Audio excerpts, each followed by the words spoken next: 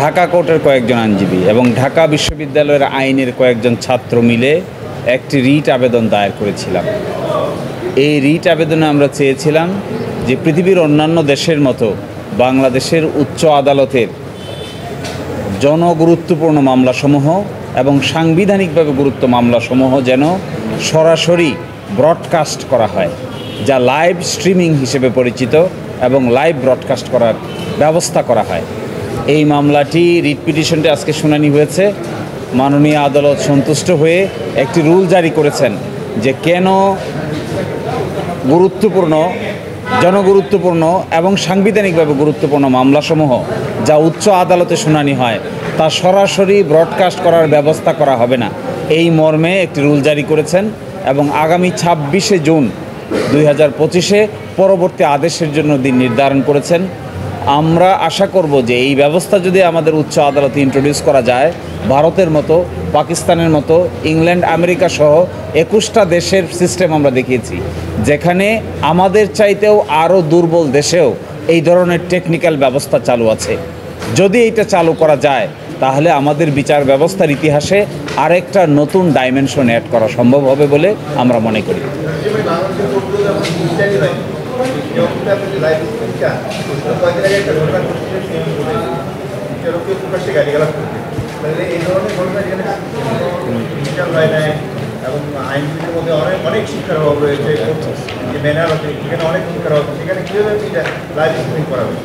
দেখেন, live streaming যদি থাকতো তাহলে আইনজীবী বিচারক উভয়ই আরও সতর্ক হতো।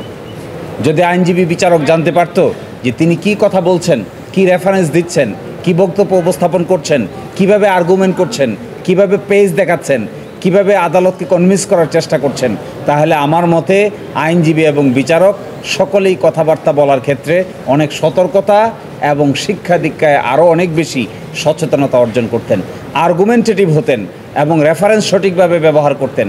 আইনজীবীরা আমরা আপিল বিভাগে কোথায় কি কথা বলছি, মক্কেলের পক্ষে, জনসাধারণের পক্ষে সব দেখা সম্ভব হয় না, কিন্তু যদি দেখার সুযোগ হতো তাহলে আমরা অনেক সতর্ক হতে পারতাম। এটি সকলের জন্য প্রয়োজন। এই জন্য করাটা অসুবিধার কোনো কারণ নাই, করাটাই বরং সুবিধারই কারণ হবে বেশি। এই জন্য আমরা বলছি শুরুতে সব মামলা না, শুরুতে আমরা বলেছি জনগুরুত্বপূর্ণ মামলা আর সাংবিধানিকভাবে গুরুত্বপূর্ণ কেস। যেমন ধরেন আপনার ত্রয়োদশ সংশোধনীর কেয়ারটেকার মামলার রিভিউ শুনানির জন্য আসতেছে। এই ত্রয়োদশ সংশোধনীর মামলা আপডেট বাংলাদেশের সকল নাগরিকেরই জানার অধিকার আছে, কিন্তু কোর্টের ভিতরে কি হচ্ছে তা বাস্তবে দেখার কোনো সুযোগ কারো পক্ষে নাই। কোন আইনজীবী কি আর্গুমেন্ট করছেন, তার জবাবে কোন বিচারক কি জবাব দিচ্ছেন। ইন্ডিয়ান সুপ্রিম কোর্টেরটা আমরা গুরুত্বপূর্ণ মামলা দেখতে পাই, আমরা দেখতে পাই ইংল্যান্ড, আমেরিকা, আইসিসি সহ গুরুত্বপূর্ণ কেসে, কিন্তু আমাদের সুপ্রিম কোর্ট দেখতে পাই না কেন? আমরা পাবলিক করতে চাই না কেন? এটা পাবলিক করলে অসুবিধা কোথায়? কোয়ালিটি এনশিওর হবে, সকলেই ট্রান্সপারেন্ট হবে, সকলেই জবাবদিহিতার মধ্যে আসবে। এটা হওয়া উচিত এবং আমার বিবেচনায় হলে সকলেরই সতর্কতা বাড়বে, কারোই অসুবিধা হবে না।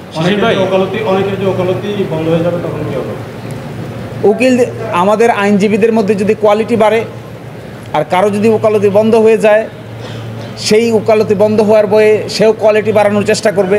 কেউ যদি আশঙ্কা করে যে মানুষ দেখে ফেলবে, এই দেখার ভয়ে কি লেখাপড়া করতে হবে না? এবং লেখাপড়াটা উপস্থাপন করতে হবে, উপস্থাপন করলে কোয়ালিটি এনশিওর হবে। পিপল অ্যাডজুডিকেট করতে পারবে যে কোন আইনজীবী কী কথা বলেন আর তার রেসপন্সে কোন বিচারক কী কথা বলেন।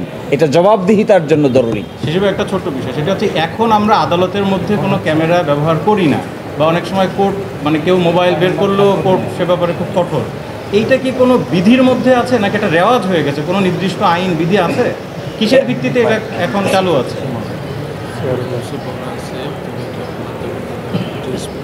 যে এই ব্যাপারে সর্বশেষ হাইকোর্ট রুলস 2012 সেখানে অ্যাড করে সংশোধন করে বলে দেওয়া আছে যে আদালতের ভিতরেও ল্যাপটপ সহ ইলেকট্রনিক যন্ত্রপাতি ব্যবহার করা যাবে।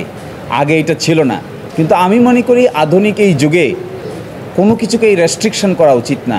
আমার আপনার কর্মকাণ্ড যদি ভালো হয় এটাও মানুষ জানা উচিত, আমার আপনার কর্মকাণ্ড যদি খারাপ হয় এইটাও মানুষ জানা উচিত। এখানে রেস্ট্রিকশনের কিছু নাই। এই জমানায় যেখানে এখান থেকে বসে আমেরিকান সুপ্রিম কোর্টের প্রেমিসেস আমরা দেখতে পাই, গুগল ব্যবহার করে আমরা ওই সমস্ত জায়গায় যেতে পারি, সেই জায়গায় আমরা এখন আদালতে ঢুকতে দিতে চাই না, ছবি নিতে দিতে চাই না।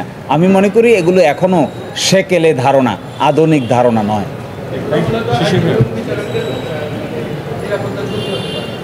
মব উস্কে না, যে সমস্ত জায়গায় এগুলো হচ্ছে, যে সমস্ত জায়গায় এখানে আছে, সেই সমস্ত জায়গায় কি সিকিউরিটি প্রবলেম হচ্ছে? এবং যে সমস্ত জায়গায় এগুলো হচ্ছে সেই সমস্ত জায়গায় বরঞ্চ সিকিউরিটি আরও অনেক বেশি নিশ্চিত হচ্ছে, এবং এটা পরীক্ষামূলকভাবে চালু করা দরকার। আমরা এটা বলছি না যে এখনই ম্যাজিস্ট্রেট আদালতে চালু করে দেন, জজ আদালতে চালু করে দেন। আমরা বলছি পাইলট প্রজেক্ট হিসেবে গাইডলাইন তৈরি করে সুপ্রিম কোর্টের গুরুত্বপূর্ণ মামলাগুলো, যেমন আপনারা দেখেছেন বিগত দিনে কয়েকদিন আগে শুনানি হয়েছে ওয়ারেন্ট টু প্রেসিডেন্টের case. Warrant to president case মানে হলো বাংলাদেশের নাগরিকদের রাষ্ট্রীয় মর্যাদা কার কী হবে তা নির্ধারণ করা হচ্ছে। বাংলাদেশের মানুষ জানে, জানতে পারছে কোর্টে কি আর্গুমেন্ট হচ্ছে? কেউ তো জানে না। তো জানলে অসুবিধা কোথায়? আর জানাতেই বা আমাদের অসুবিধা কোথায়? এটা হওয়া উচিত।